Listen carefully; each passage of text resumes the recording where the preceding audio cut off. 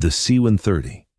Hercules was 12 minutes into what should have been a routine supply run when the first missile warning screamed through the cockpit. Captain Corinne Parker's hands were already moving before her co-pilot could react, throwing the massive transport into a dive that cargo planes weren't designed to execute. The heat-seeking missile streaked past where they'd been 3 seconds earlier, close enough that its exhaust trail left scorch marks on the fuselage.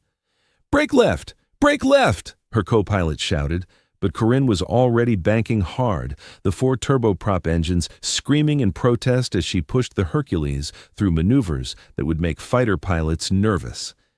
Then the radio crackled with a transmission that made her blood run cold.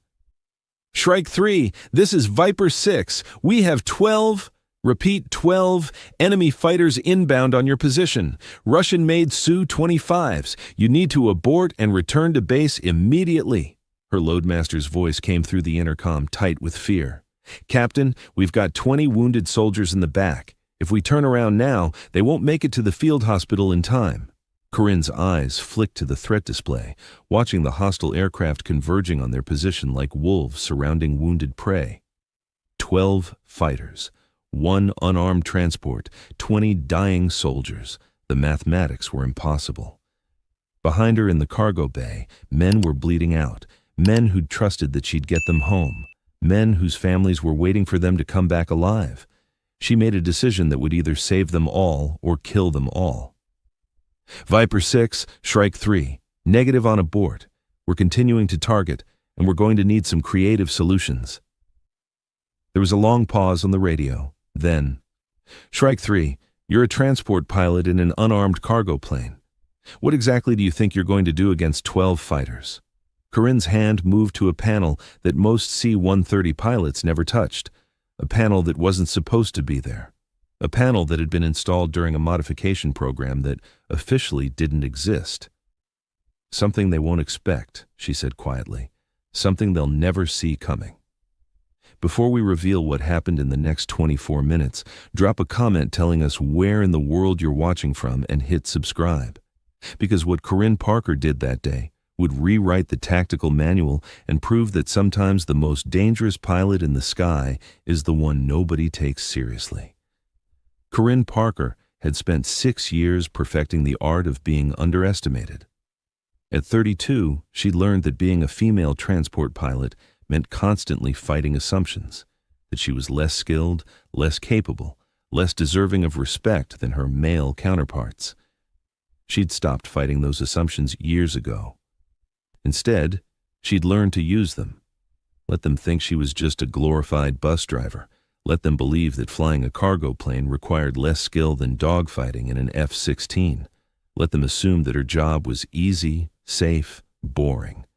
She knew the truth, and on this particular mission, that truth was about to become very relevant.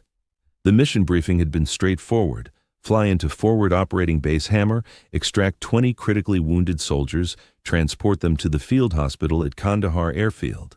Simple milk run. In and out before lunch. The kind of mission she'd flown 100 times before. Except the intelligence had been wrong. Again. The enemy wasn't supposed to have air assets in this region. The Russian-made fighters weren't supposed to be operational. The airspace wasn't supposed to be contested.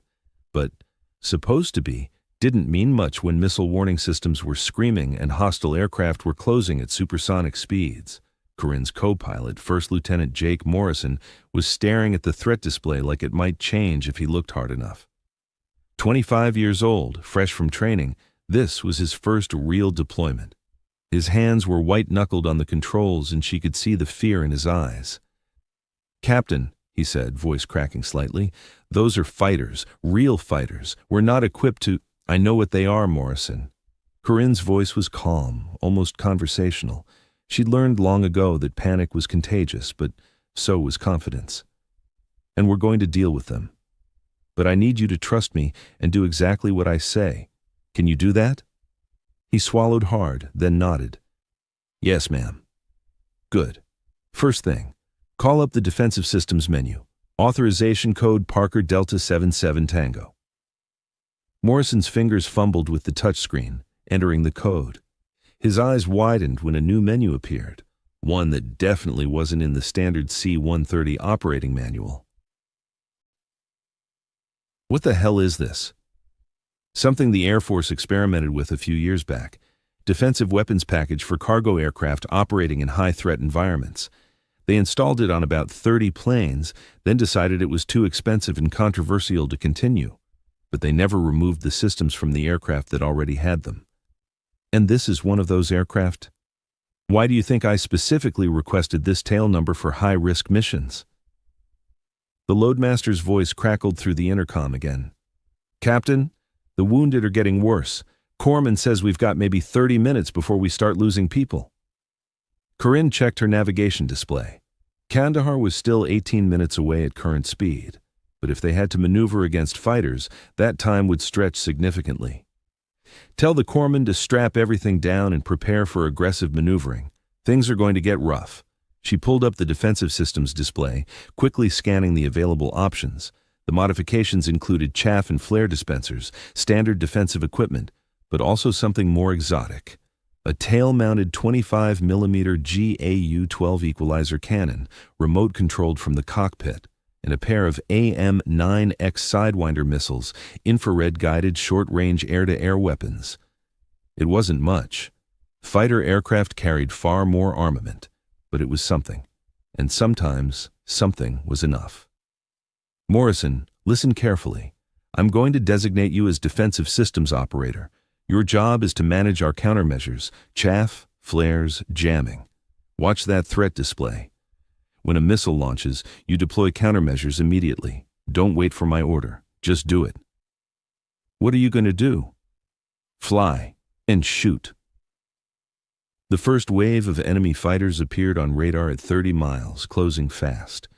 Corinne could see them now through the windscreen, small dark shapes against the bright desert sky, growing larger with terrifying speed.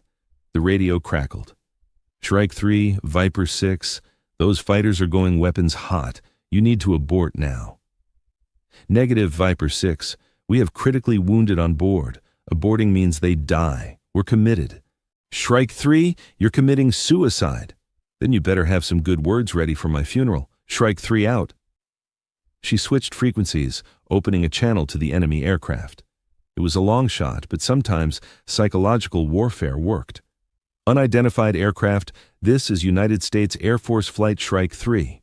You are approaching a clearly marked medical evacuation flight carrying wounded personnel. Under international law, we are a protected target. Break off your intercept immediately. The response came in accented but clear English. American transport? You have violated sovereign airspace. Surrender your aircraft or be destroyed. That's not going to happen. Last warning, break off. Laughter came through the radio. You are one cargo plane. We are 12 fighters. You have no weapons. You have no chance. This will be over quickly. Corinne smiled, though there was no humor in it. You're right about one thing. This will be over quickly. She closed the channel and addressed Morrison. Here we go. Remember? Countermeasures on missile launch and hold on to something. The lead fighter opened fire first. A burst of cannon rounds traced through the air, passing well ahead of the Hercules. A warning shot, a demonstration of what was coming. Corinne didn't flinch. She was already calculating angles, speeds, distances. The fighters were coming in too confident, too aggressive. They expected her to run, to panic, to make the mistake that would let them end this easily. She was going to disappoint them. Morrison, deploy chaff, pattern echo. Morrison hit the dispenser, and clouds of metallic strips bloomed behind the Hercules, creating false radar signatures. The fighters spread out, trying to maintain visual contact while their radar went crazy. Good. Confusion was her friend. The second fighter broke from formation, accelerating into a firing position on their 6 o'clock. He was lining up for a missile shot, the kind of textbook attack that would normally end with the target aircraft tumbling from the sky in flames. Corinne waited until the last possible second, until the missile warning system was screaming, and Morrison was about to deploy countermeasures on his own initiative. Then she dropped the Hercules into a dive that should have been impossible for an aircraft that size. The cargo plane plummeted, losing 3,000 feet in seconds. The wounded soldiers in the back screamed as their stretchers shifted despite being strapped down. The airframe groaned in protest, but the missile, unable to track the sudden radical maneuver, streaked past and lost lock. "Jesus Christ," Morrison shouted. "You're going to tear the wings off." "Not today." She pulled up hard, using the Hercules' momentum to gain speed, then immediately broke left. The second fighter overshot, screaming past them at 600 miles per hour, too fast to adjust. Now Corinne did something that no transport pilot should ever attempt. She activated the tail gun.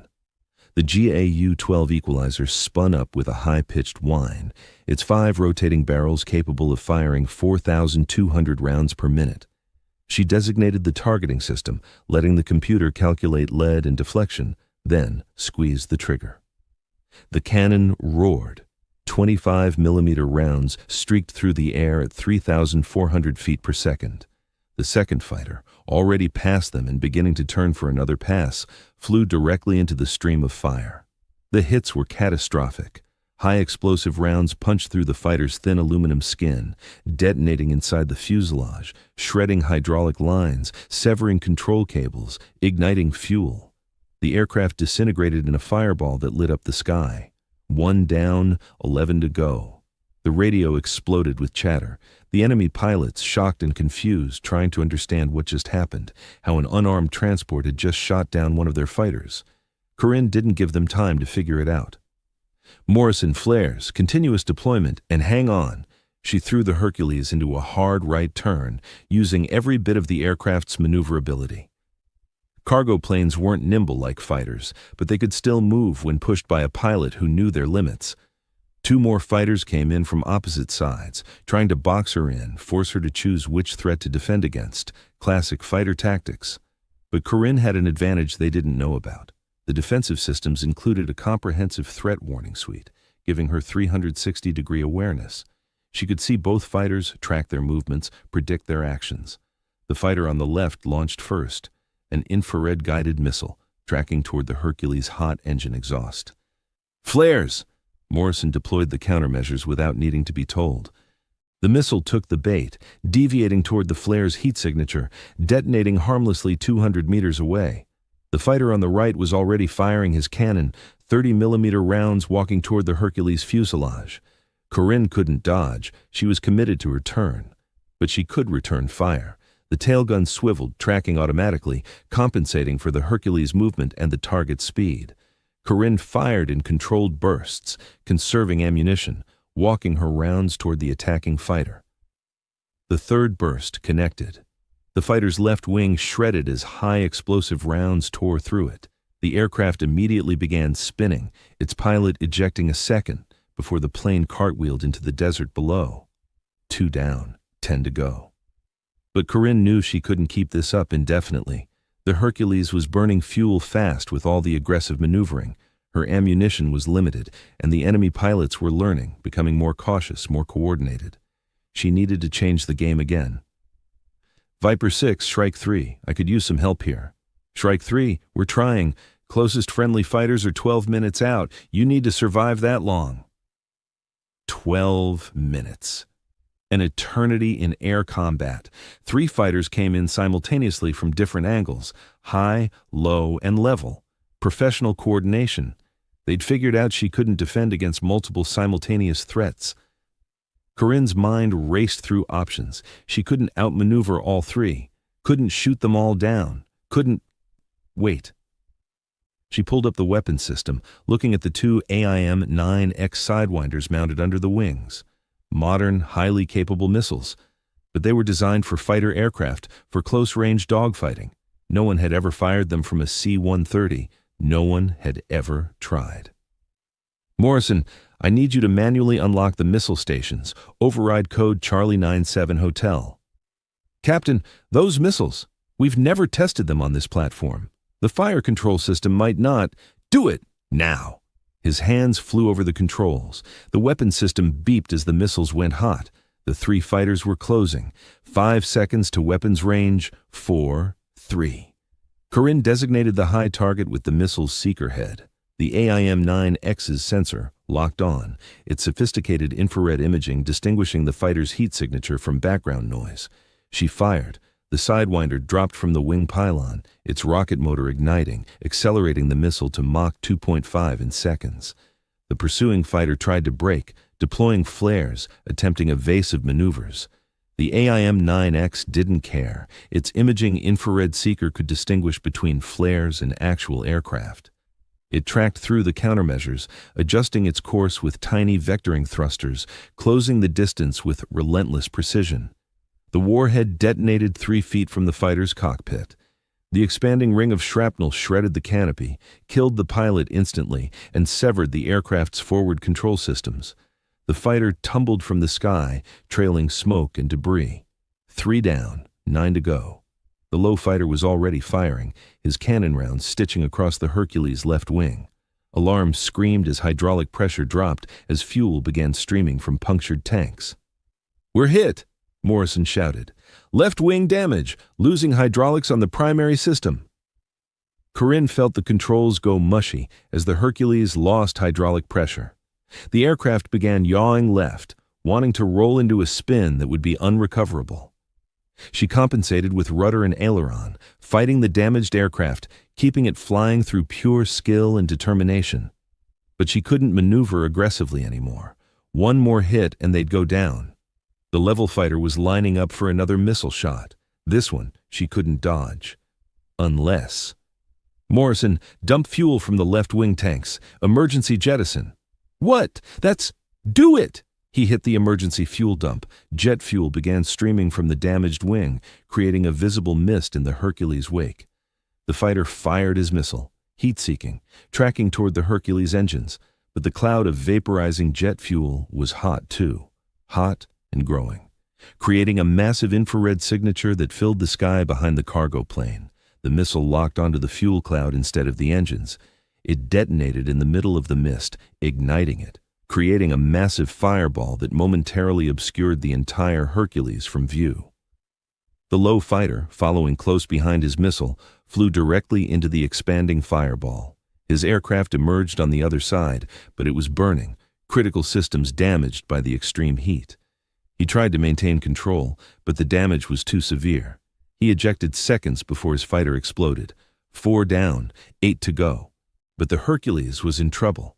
Fuel streaming from the damaged wing, hydraulics failing, one engine showing warning lights. They were still 12 minutes from Kandahar, 12 minutes that suddenly seemed impossible. The remaining 8 fighters were regrouping, forming up for a coordinated attack that Corinne knew she couldn't survive. They'd learned their lesson. No more individual attacks, no more underestimating the transport pilot. This time, they were coming with everything. Corinne keyed the radio. "Viper 6, Shrike 3. I'm not going to make it. You need to tell those friendly fighters to hurry. Shrike 3, they're pushing max speed, 6 minutes out." 6 minutes. She had to survive 6 more minutes against 8 fighters with a damaged aircraft and dwindling ammunition. The mathematics said it was impossible. But mathematics didn't account for stubbornness or desperation or the 20 wounded soldiers in her cargo bay who were counting on her to get them home alive. "Morrison, how much ammunition do we have left for the cannon?" He checked the display. 400 rounds, maybe 90 seconds of continuous fire. "And the second Sidewinder?" "Still ready." Corinne studied the tactical display, watching the 8 fighters forming up. They were smart. They'd stay at range, use their missiles, overwhelm her defenses with sheer numbers. She couldn't let them do that. "Morrison, I need you to do something crazy." "More crazy than what we've already done?" "Much more. I need you to take control of the aircraft." He stared at her. "What?" "Take the controls. Fly straight and level. No matter what happens, maintain course for Kandahar." "Where are you going?" "To the cargo bay. I'm going to operate the cannon manually." "Captain, that's insane. The tailgun station isn't designed for manual operation during combat." "It's designed for exactly that. It's just never been used that way." She was already unbuckling, standing up despite the violent maneuvering. "You have the aircraft, Lieutenant. Keep us in the air for the next 6 minutes. That's all I need." She made her way back through the cargo bay, past the wounded soldiers who stared at her with a mixture of fear and hope. The corpsman was working frantically, trying to keep the most critical cases alive, blood on his hands and uniform. "Ma'am?" one of the wounded soldiers called out. "What's happening?" "We're making some new friends," Corinne said, forcing a confidence into her voice that she didn't entirely feel. "Don't worry, we'll get you home." The tailgun station was a small compartment at the rear of the aircraft, barely large enough for one person, equipped with a manual control system that was supposed to be a backup in case the remote controls failed. Corinne squeezed inside, strapped herself into the gunner's seat, and pulled up the optical sight. Through the small armored window, she could see the 8 fighters forming up for their final attack. They were coming in 2 waves of 4, staggered to ensure that if the first wave failed, the second would finish the job. She keyed her headset. "Morrison, I'm in position. When I say break, you break. Hard as you can. Don't think about it. Just do it." "Roger that, ma'am. And Captain? For what it's worth, this has been the craziest mission I've ever flown." It's not over yet. The first wave launched their missiles, 4 heat seekers, converging on the Hercules from different angles, creating a threat envelope that should have been impossible to evade. "Break right! Flares!"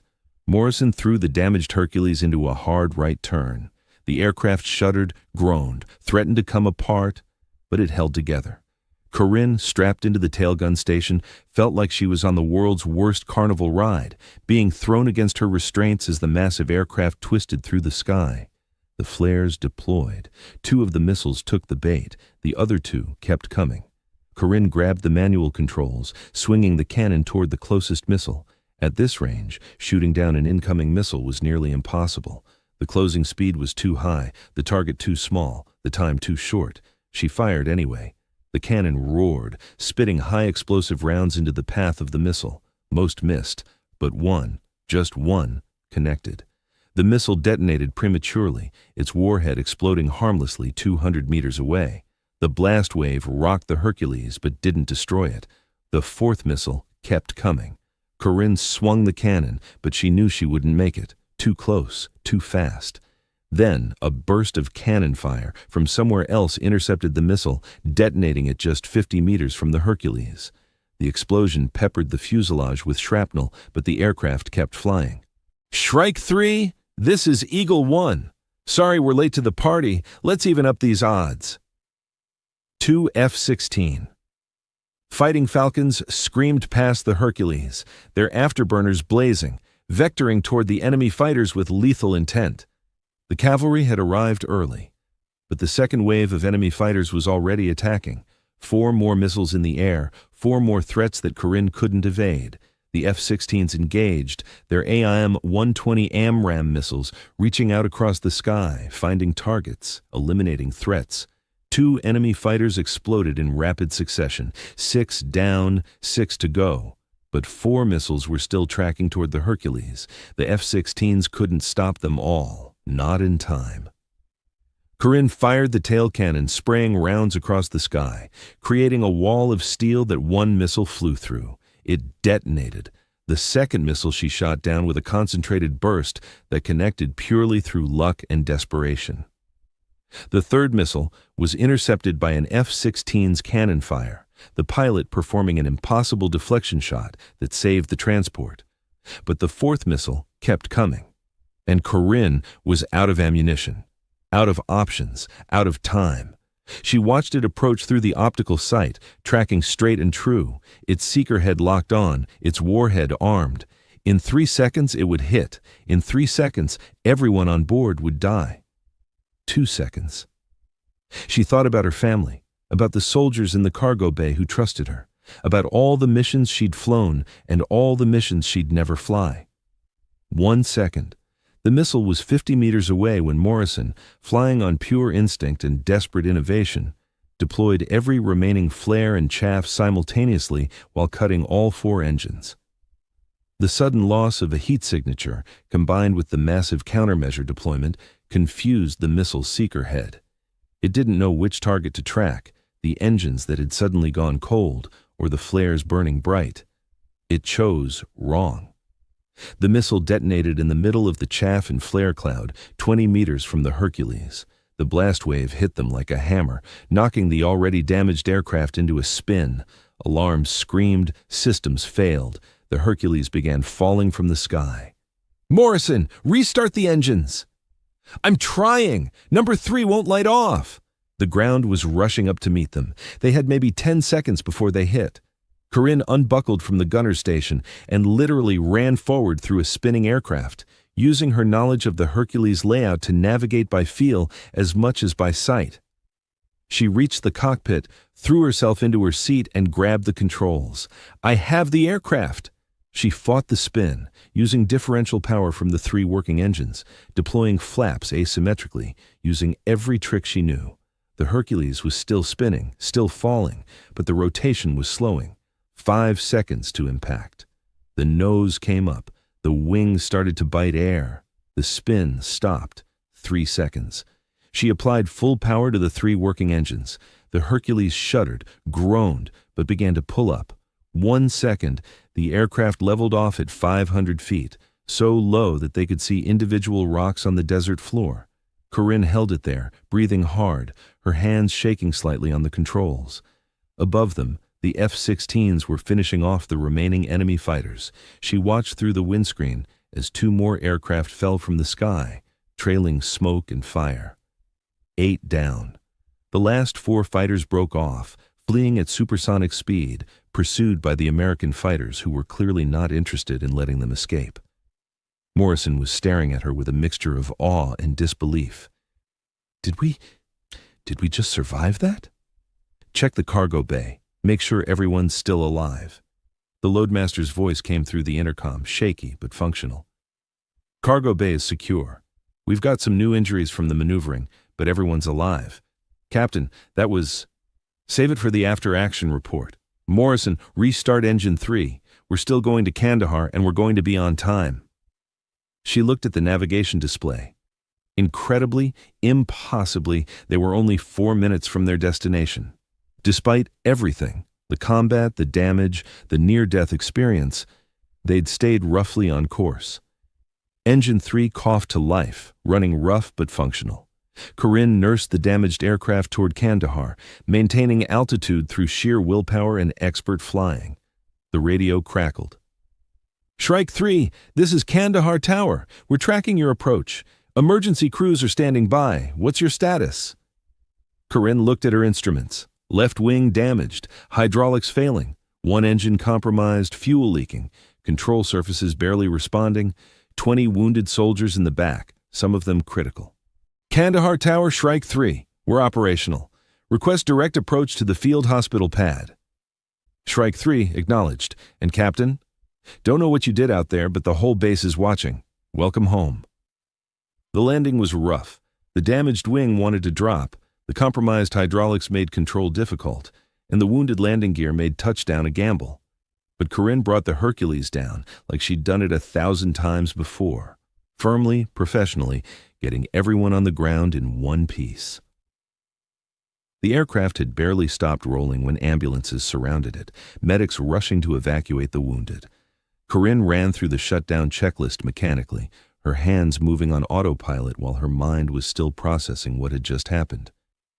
Captain, Morrison said quietly, I've been flying for 3 years. I've logged 500 hours, and I've never seen anything like what you just did. You did pretty well yourself, Lieutenant.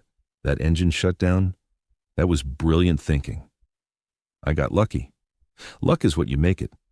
They exited the aircraft to find a crowd waiting. The base commander, intelligence officers, medical personnel, other pilots, all staring at the damaged Hercules like it was some kind of miracle that it had made it back at all.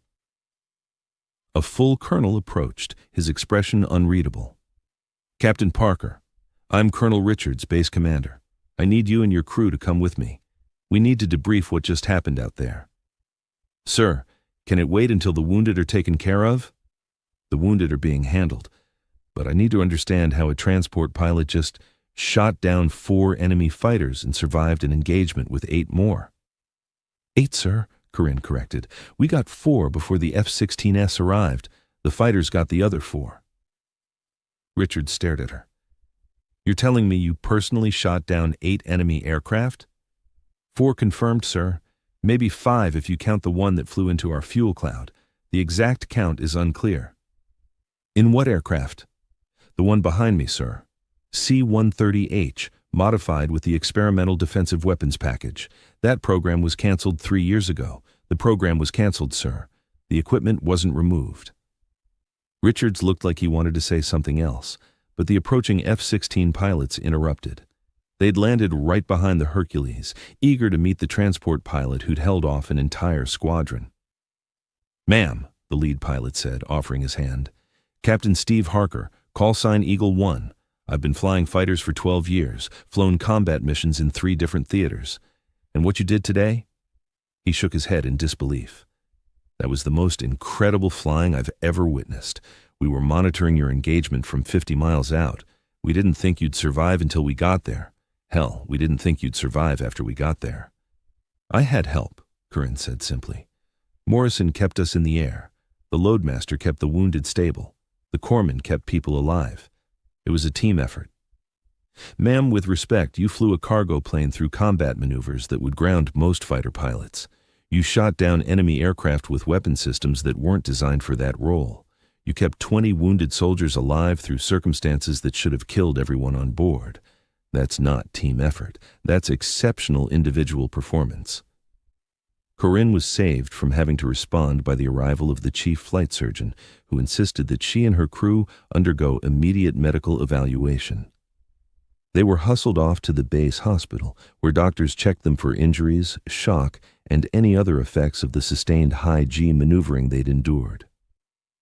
She was sitting in an examination room, waiting for the doctor to finish reviewing her vitals when Morrison knocked on the doorframe. "Captain? Got a minute?" "Come in, Lieutenant. How are you holding up?"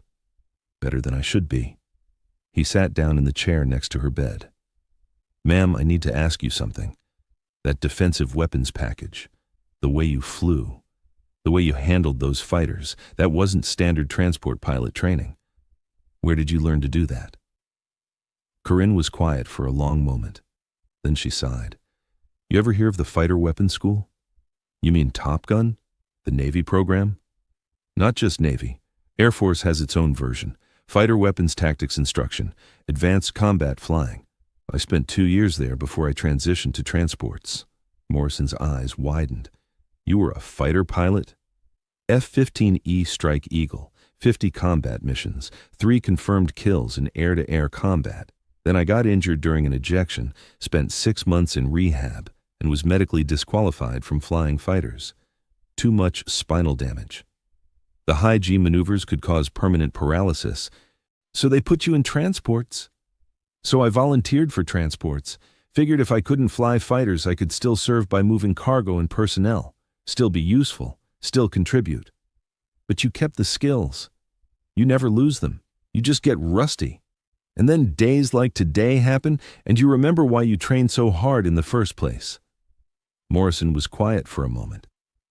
"Is that why you requested the aircraft with the weapons package? Because you knew you might need it?" "I requested it because I'd rather have weapons and not need them than need them and not have them. Same reason I've been practicing defensive flying in the simulator every week for the past 2 years. Same reason I kept current on weapon systems that don't exist on transport aircraft." "You were preparing?" "I was being paranoid. Turns out paranoia is sometimes justified." The doctor returned, declared Corinne fit for duty despite the stress and minor injuries, and released her. She walked back to the flight line, where maintenance crews were already swarming over the damaged Hercules, assessing what could be repaired and what would need to be replaced. The loadmaster, Technical Sergeant Mike Chen, met her at the aircraft. "Captain, the wounded soldiers wanted me to thank you. All 20 made it. The corpsman says 3 of them wouldn't have survived another hour. You got them here in time." "We got them here in time, Chen. Everyone played their part." "Ma'am, with respect, you're the one who kept this aircraft in the air when physics said it should fall. You're the one who fought off enemy fighters in a cargo plane. You're the one who brought everyone home alive. We all helped, but you're the one who made it possible." Corinne looked at her aircraft, scorched, battered, leaking fluids with holes punched through the fuselage and one wing barely functional. It looked like it had flown through hell, which, she supposed, it had. "It's a good aircraft," she said quietly. "Tougher than people think. All it needed was someone willing to push it to its limits. or beyond them. Sometimes beyond is where you need to go.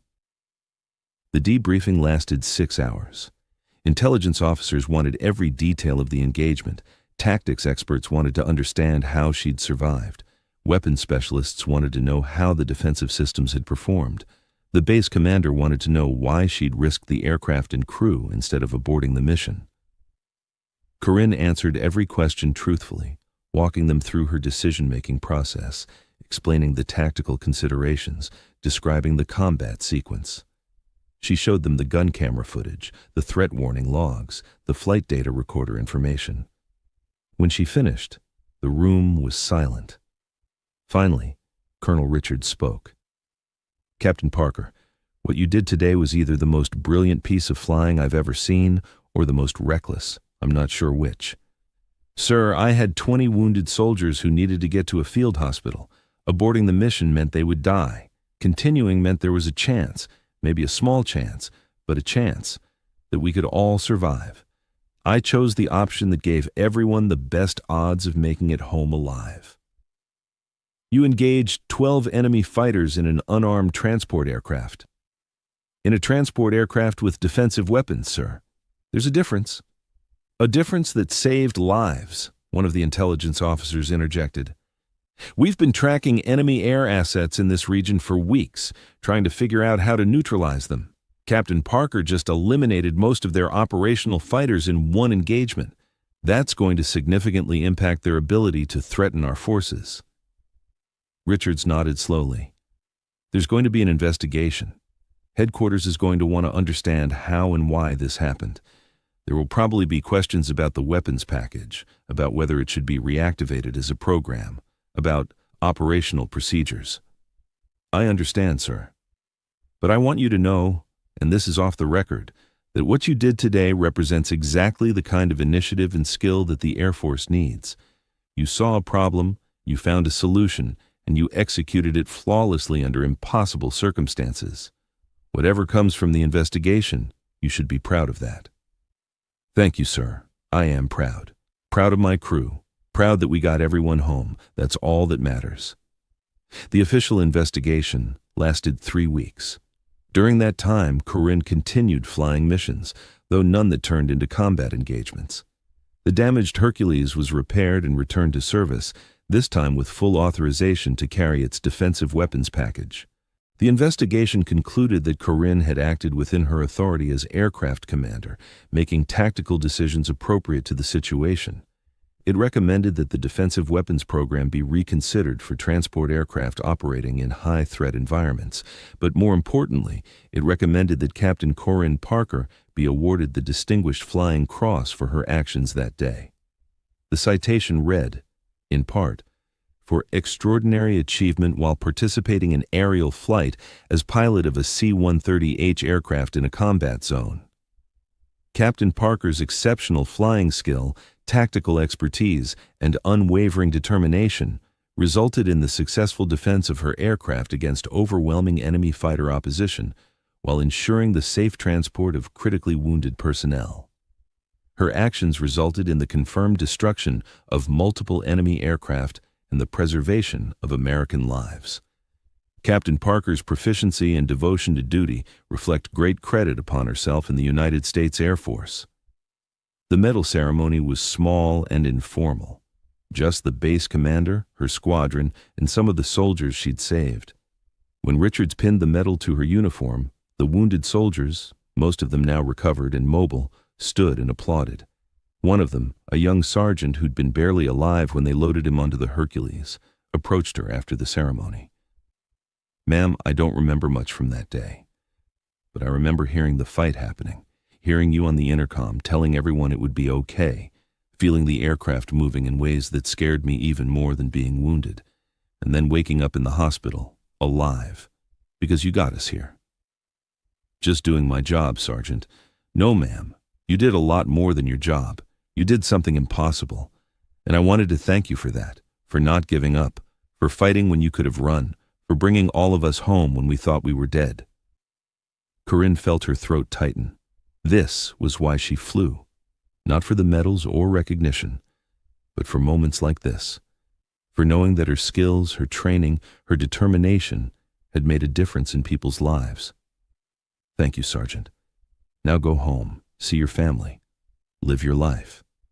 That's all the thanks I need.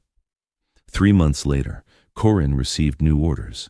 The Air Force was establishing a specialized training program for transport pilots operating in high-threat environments. They wanted her to develop the curriculum, to teach other pilots the tactics and techniques she'd used, to share the knowledge that had saved her life and the lives of everyone on her aircraft. She accepted immediately. The program started small, just a dozen pilots, hand-selected for their skill and potential. Corinne taught them everything she knew about defensive flying, about weapon systems, about making life-or-death decisions at altitude under fire. But more than tactics, she taught them attitude, the mindset that said transport pilots weren't just bus drivers, that cargo aircraft could be instruments of war when necessity demanded. That underestimation was a weapon that could be turned against those who wielded it. Morrison was one of her first students, and then he became an instructor himself, spreading the knowledge further, ensuring that future transport pilots would be ready when the impossible happened. On the last day of the first class, one of the students asked the question Corinne had been expecting. "Ma'am, what do we do when everyone underestimates us? When fighter pilots look down on us? When people assume we're not real combat pilots?" Corinne smiled, the same smile she'd worn when the enemy pilot had laughed at her over the radio, the smile that said she knew something they didn't. You let them underestimate you. You let them assume you're not a threat. And then, when the moment comes, when circumstances demand it, you show them exactly what a transport pilot can do. You remind them that skill isn't about the aircraft you fly, it's about the pilot flying it. And if they still don't believe it, then you do what I did. You survive. You win. You bring everyone home. And you let the results speak for themselves. She looked at her class, 12 pilots who'd come in thinking of themselves as glorified truck drivers, and were leaving as combat-ready aviators who understood that transport missions could become combat missions in the blink of an eye. "One more thing," she added. "What I did that day, fighting off 12 fighters, shooting down half of them, surviving against impossible odds, that wasn't superhuman. It wasn't luck. It was training, preparation, and the refusal to accept that defeat was inevitable. Every single one of you can do the same thing if you commit to the preparation, if you take the training seriously, if you remember that your job isn't just to move cargo, it's to complete the mission, whatever that takes. Even if it means fighting, especially if it means fighting. Because sometimes the only way to deliver your cargo is to go through people who don't want you to. And when that happens, you need to be ready. Not with excuses, not with calls for help, but with the skills and determination to handle the problem yourself." The class graduated 2 weeks later. Each pilot received a commemorative coin struck with the image of a C-130 and the inscription, "Never underestimate a transport pilot." Corinne kept one for herself, a reminder of the day she'd proven what everyone in the transport community already knew, but the rest of the world needed to learn. That the most dangerous pilot in the sky isn't always the one flying the fighter jet. Sometimes it's the one flying the cargo plane who everyone dismissed, right up until the moment she reminded them that transport pilots were still pilots, still warriors, still capable of extraordinary things when circumstances demanded. And as Corinne stood on the tarmac, watching her students fly off to their new assignments, she thought about the 20 soldiers she'd saved, about Morrison and Chen and the rest of her crew, about the 4 or 5 or 8, depending on how you counted, enemy fighters that had learned the hard way that transport pilots weren't easy targets. She thought about all of this and smiled, because in the end, that's what it was about. Not the kills or the medal or the recognition, but the knowledge that when it mattered most, she'd done her job. She'd brought everyone home. And that was all a pilot could ask for. The story of Captain Corinne Parker's engagement spread through the Air Force like wildfire, becoming legend in the way military stories do. Half truth, half mythology, entirely inspiring. It became the stuff of ready room discussions and training scenarios, the impossible mission that proved nothing was truly impossible when skill met determination. 5 years later, the defensive weapons package had been installed on 75 transport aircraft. The training program Corinne developed had graduated 200 pilots, and not a single C-130 with the package and a trained crew had been lost to enemy fighters. Her legacy was written in the safety of every transport pilot who followed, in the lives saved by crews who refused to accept that they were helpless targets. Corinne herself had moved on to other assignments, eventually becoming the commander of an entire airlift squadron. But she never forgot that day. Never forgot the lessons it taught her about preparation, determination, and the importance of never accepting that defeat was inevitable. She kept that commemorative coin in her pocket on every flight, a tangible reminder that reputation meant nothing compared to capability. And sometimes, when she was flying routine missions on quiet days, she'd think about those 20 wounded soldiers, about Morrison's brilliant thinking with the engine shut down, about Chen's steady presence in the cargo bay, about the F-16 pilots who'd arrived in time to help finish the fight. Most of all, she'd think about the moment when she'd decided not to abort, when she'd chosen to fight instead of run, when she'd trusted her training, her skills, and her aircraft to see her through circumstances that should have been impossible. That was the moment that defined everything that came after. The moment when she stopped being just a transport pilot and became something more. Not because the job changed, but because she proved what the job could be when someone was willing to push beyond the expected, beyond the safe, beyond the limits everyone else accepted.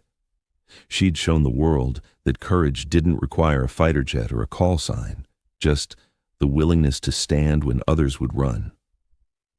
Her story became required reading at the Air Force Academy, studied alongside historical battles and tactical innovations. Young pilots learned her name before they learned to fly, understanding that the most important weapon in any aircraft wasn't the guns or missiles, but the person at the controls who refused to quit when quitting would have been easier. Years later, when she finally retired after 25 years of service, the ceremony was attended by hundreds of pilots she'd trained, soldiers she'd saved, and leaders she'd inspired. They came not just to honor her accomplishments, but to thank her for changing how the entire Air Force thought about transport operations. In her retirement speech, Corinne kept it simple. "I was just a pilot who did what needed to be done. But if my story proves anything, it's that labels don't define capability. Being called a transport pilot didn't make me less of a warrior. It just meant I had to prove it in ways people didn't expect. And maybe that's the real lesson, that we're all capable of more than others think, more than we sometimes think ourselves. We just need the courage to prove it when the moment arrives." The audience stood in applause, understanding that they'd witnessed not just a retirement, but the end of an era defined by one pilot's refusal to accept limitations others placed on her. Years later, when she finally retired after 25 years of service, the ceremony was attended by hundreds of pilots she'd trained, soldiers she'd saved, and leaders she'd inspired. They came not just to honor her accomplishments, but to thank her for changing how the entire Air Force thought about transport operations. In her retirement speech, Corinne kept it simple. "I was just a pilot who did what needed to be done. But if my story proves anything, it's that labels don't define capability. Being called a transport pilot didn't make me less of a warrior. It just meant I had to prove it in ways people didn't expect. And maybe that's the real lesson, that we're all capable of more than others think, more than we sometimes think ourselves. We just need the courage to prove it when the moment arrives." The audience stood in applause, understanding that they'd witnessed not just a retirement, but the end of an era defined by one pilot's refusal to accept limitations others placed on her. Among the crowd stood Morrison, now a major with his own command, Chen, who had become a senior enlisted advisor, and 12 of the 20 soldiers she'd saved that day, men who made it a point to attend, to stand as living proof that her impossible decision had been the right one. The wounded sergeant who'd thanked her years ago approached one final time, now fully recovered and serving as an instructor himself. Ma'am, I tell my students about you, about the pilot who refused to leave us behind. Some of them don't believe it, think it's an exaggerated war story. But those of us who were there, we know the truth. You didn't just save our lives, you showed us what real courage looks like. Corinne shook his hand, her eyes reflecting years of service and sacrifice. You would have done the same for me, Sergeant. That's what we do. We bring each other home. As the ceremony concluded and the crowd dispersed, Corinne walked one last time to the flight line where a restored C-130, the very aircraft she'd flown that day, sat as a permanent memorial. Its tail number preserved, its battle damage marks carefully maintained, a plaque beneath it reading, "In honor of Captain Corinne Parker and all transport pilots who proved that heroism isn't about the aircraft you fly, but the heart of the pilot flying it." She placed her hand on the fuselage, feeling the metal that had held together through impossible circumstances, remembering the weight of 20 lives depending on her, the fear and determination that had driven every decision. "Thank you, old friend," she whispered to the aircraft. "We did good work together." Behind her, the sun set over the airfield, casting long shadows across the tarmac. The C-130 stood silent but proud, a testament to the day when one transport pilot rewrote the rules and proved that sometimes the most dangerous warrior is the one nobody sees coming. And in that moment, Corinne Parker knew her legacy was secure, not in medals or commendations, but in every transport pilot who would fly into danger knowing they were more than just bus drivers. They were warriors, protectors, and when necessary, they were fighters who would never abandon those who counted on them. That